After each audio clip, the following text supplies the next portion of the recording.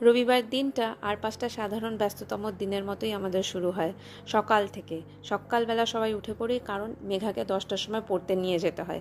ও উঠে গিয়েছে, আমরা সবাই উঠে গিয়েছি। ও দুধ খেয়ে বিস্কিট খেয়ে পড়তে বসে গিয়েছে, আমিও দুধ আর একটা ছোট্ট ব্রেড টোস্ট খেয়ে কাজে লেগে পড়েছি। কাজ বলতে সকাল থেকে যে যে কাজ থাকে সেই সমস্ত করে নিতে হয়।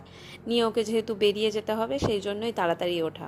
আসলে অসুবিধা কিছুই না, অসুবিধা হচ্ছে এই যে ওয়েদার পড়েছে সেটাই হয়ে গেছে সব থেকে বড় অসুবিধা।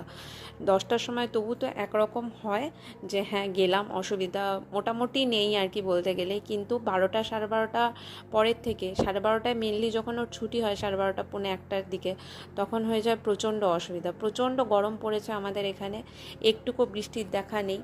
হ্যাঁ হবে বৃষ্টির দেখা, সেটা ওই বর্ষাকালের দিকে, এখন যে কবে হবে তার ঠিক নেই। এই কারণেই সবাই মিলে খুব ক্লান্ত হয়ে যাচ্ছে, আর বাচ্চা মেয়ে সে তো আরও বেশি ক্লান্ত হয়ে যাবে।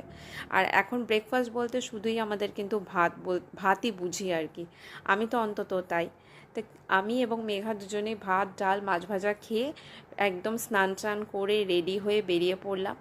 রেডি হয়ে বেরোনোর পরপরই কিন্তু প্রচণ্ড গরম লেগেছে। যতই আমরা একদম স্নান করে বেরোই আর যাই, কিন্তু গরম আর কমছে না কিছুতেই। তবুও কি করব, টিউশন টাইমটা চেঞ্জ করা পসিবল হয়ে উঠছে না।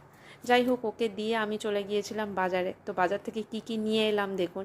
একটা বড় স্টিকার, এই পেন, ইরেজার সব। এই স্টিকার এনেছিলাম এই যে নতুন আমাদের এই ফ্রিজটায় লাগানোর জন্য। অনেক দিন থেকেই ভাবছি যে লাগাবো, আগের ফ্রিজটাই ছিল, তো এবার এই ফ্রিজটার জন্য কিনে এনেছি, এই যে লাগিয়েছি।